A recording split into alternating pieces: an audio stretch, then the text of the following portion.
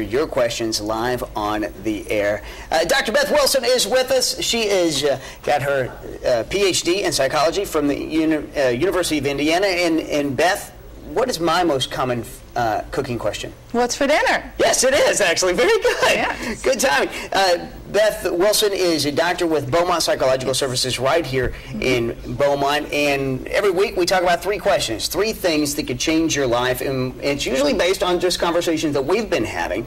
You and I were talking about food. We were talking about eating disorders this week. And you introduced me to a new one called orthorexia nervosa, which is like a lot of other eating disorders, and at the same time completely foreign to most people. Explain to us what it is. Well, it's similar to obsessive compulsive disorder, anorexia, but what orthorexia really is an obsession with healthy eating or pure eating. And that sounds like a good thing. It does, and sometimes starts out as a good thing, like we all need to eat more raw vegetables or maybe eat a little less red meat. But start by eating vegetables. Yes, you do need to start eating a few vegetables. Okay. But it becomes very extreme to the point of only eating raw food, having to grow your food, ferment your food, which really sort of restricts the nutrients that your body gets. Well, the argument is, from purely what you educated me on, was that folks are saying that raw foods, and there's a huge raw food movement out there. There's books and books and books and books. We saw them the other day when we were at the health food store about only eating raw foods. That the argument is that when you cook the food, you cook out some of the nutrients. There is some scientific evidence that is true. Not necessarily it's cooking out enough to really affect you negatively as far as your health, but okay, fine, you're getting more nutrients. Where does it go from, okay, I should only be eating raw carrots to the point where these folks are emaciated? And you said you even knew a guy in college who you believe died from this. Yeah, I think he died. He got to the point where he only ate certain types of fruit, and he had a heart attack. It gets to that point when you exclude... And how old was he? Oh, he was 21. 20, died of a heart attack. Yeah. Literally starved himself to death, and his heart just quit. And the sad part about the difference between this and anorexia, for example, anorexics are fearful of gaining weight. They always think they're heavy. They look at their body, and they're huge, even when you can see their ribs. Orthorexics, they see their ribs. They see that they're thin, and they're scared to eat impure foods because they think that those foods will actually kill them because of the pesticides and the herbicides. One example in your research that you showed me was that they won't eat red meat, not just because they're vegetarians or because they're only eating raw food, but because when the animal died, it died in fear.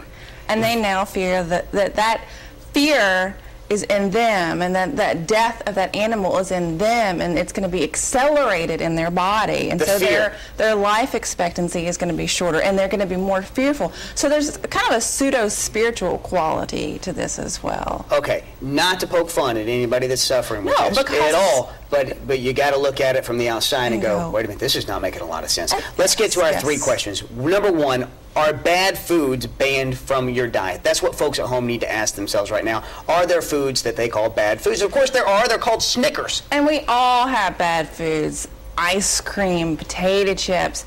But, we have to be able to eat those things in moderation. These people, bad foods to them is an apple that may not be organic, or broccoli that's cooked. Exactly. Okay. So are what you're defining as bad foods bad for your diet? Number two, is food a part of your thought DNA? In other words, are you constantly obsessed with food? We talked to some of these folks, or saw folks that were talked to that spend 3 hours a day dealing with what they're going to eat. And days before growing and preparing. I mean, some people just eat what they see, a Snickers bar, and go on. I mean, we spend more than that amount of time planning for eating food, but it's not a part of every single moment of our day. And it doesn't come at the expense of relationships. These people lose relationships, their family, because all they do and think about is related to eating healthy food. Almost like a drug addiction. It is. It's obsessive. Wow. Number three, do you feel more in control and or superior over others when you eat a healthy diet? What does that mean?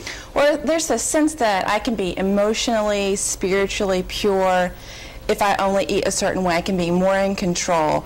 And I'm better than you, low person, because you can't kind of You're exist on ingesting this fear side. and I'm not. Exactly. Exactly. Dr. Beth Wilson, thank you so much. If you don't like the answer to those three questions, probably a good opportunity to seek some help. If you're already massively underweight, go to the ER, for goodness sake. Absolutely. But then talk therapy would definitely be in order, and you can always call Dr. Wilson if you'd like. Here's her information. She's with Beaumont Psychological Services. They're over on Delaware. You can reach them at 899-3244 or beaumontpsych.com. Members of a century-and-a-half-old church in Orange are picking up the pieces after a devastating fire. And a fire that's burned the hole in the roof, and communion table that was below it, some of the other furnishings within the building. How they plan to move forward despite the setback that Mother Nature dealt.